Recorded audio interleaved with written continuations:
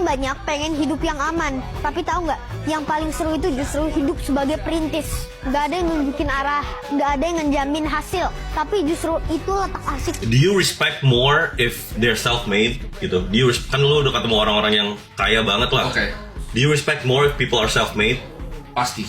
Kenapa? Karena gue dan mungkin partner gue juga sih bro kakak. Kita berdua tuh kurang suka ibaratnya yang disebut anak orang kaya. Kenapa? Karena anak orang kaya itu biasanya nggak punya drive. Dan drive itu palsu. Drive itu antara cuma mau ngebuktiin ke bapaknya bahwa dia lebih hebat, tapi nggak ada real. Dia nggak pernah ngalamin yang kalau lu ngelakuin sesuatu kayak lu nih. Ketika lu lakuin streaming ini, lu tuh bener-bener nggak boleh gagal. Lu ngerti? Iya, gue all in. Lu nggak bisa secara manusiawi, lu nggak bisa gagal. Kalau gagal lu bener-bener nggak bisa beli minuman, nggak bisa makan. Mereka tuh nggak pernah punya itunya, nggak pernah dikasih kesempatan sama dunia buat punya itunya. Jadi ketika gue berbisnis, gue jarang banget, gue hampir nggak pernah berbisnis sama anak orang kaya, dan gue nggak akan mau berbisnis sama anak orang kaya.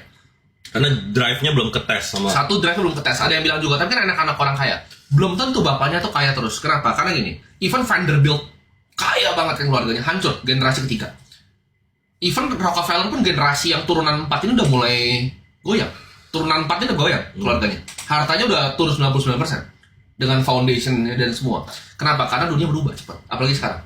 Misalnya bapak lu punya pabrik deh, belum tentu 20 tahun lagi ada pabriknya. Jadi anaknya tuh belum tentu bisa lanjutin bisnis bapaknya. Bisnis itu turnover-nya cepat banget, ya kan? Lu lihat banyak banget komen gue kan bisnisnya. Banyak.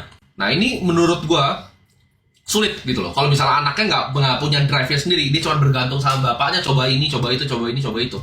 Karena kan kebanyakan gitu, orang-orang ngaku-ngaku, oh dia bikin sendiri misalnya, dia bisa investasi saham sendiri, padahal bapaknya punya emiten. Nah itu banyak banget di Indonesia.